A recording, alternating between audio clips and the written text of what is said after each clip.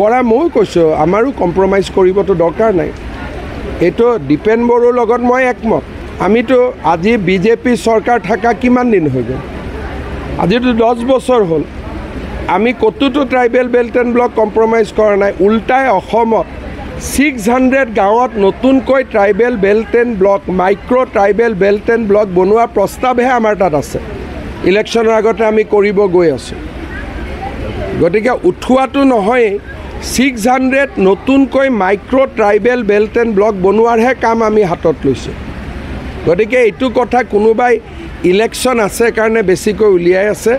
মই এটাই কথা কৈছোঁ যে অসম চৰকাৰে কোনো ট্ৰাইবেল বেল্ট ব্লক ভাঙি দিয়াৰ কথা এনেইতো ভাবাও নাই সপোনতো ভাবা নাই গতিকে এই কথাটোলৈ বিতৰ্ক হ'ব নালাগে আৰু যি কথা আমি কৰা নাই সেই কথালৈ বিতৰ্ক হ'ব নালাগে